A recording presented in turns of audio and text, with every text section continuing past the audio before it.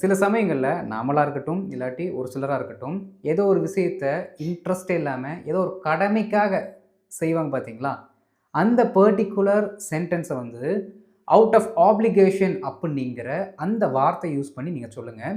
இந்த வார்த்தை என்ன பண்ணணும்னா, ஒரு சென்டென்ஸை சொல்லிவிட்டு சென்டென்ஸோட கடைசியில் என்ன பண்ணுங்க ஆட் பண்ணிக்கோங்க. உங்களுக்கு மீனிங் வந்துடும்.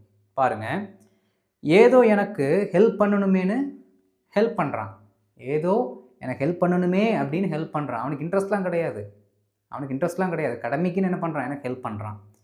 ஹீ ஹெல்ப்ஸ் மீ, அவ்வளோதான். இதோட முடியுது. அவன் எனக்கு உதவுகிறான். முழு வாக்கியம் வந்துருச்சு. அதுக்கப்புறம் அந்த பர்ட்டிகுலர் ஃப்ரேஸை போட்டாச்சு. He helps me out of application. He helps me out of application. ஏதோ கட்டணுமேனு பாலத்தை கட்டியிருக்கிறாங்க. ஏதோ கட்டணுமேனு இந்த பாலத்தை கட்டியிருக்காங்க. பாருங்கள், they have constructed this flyover out of obligation. வார்த்தையை கடைசியில் ஆட் பண்ணிக்கோங்க. வேலை முடிஞ்சுது. இந்த மாதிரி நான் சொல்லிக் கொடுக்குற இந்த ரூட் வேர்ட்ஸை மட்டும் தயவு செய்து மறந்துடாதீங்க. இதுக்கெல்லாம் தனியாக நோட்டு போட்டு எழுதி வைங்க. எழுதி வச்சு அடிக்கடி திருப்பி பாருங்கள். ரைட்? ஏதோ வேலைக்கு போகணுமேனு போகிறா. அவளுக்கு வேலைக்குள்ள இன்ட்ரெஸ்டே கிடையாது. ஏதோ கடமைக்கு அந்த வேலைக்கு போகணுமேனு போகிறா. ஷீ, சரி போனாள் இருக்குது, அப்போ past tense. She went for the job out of obligation.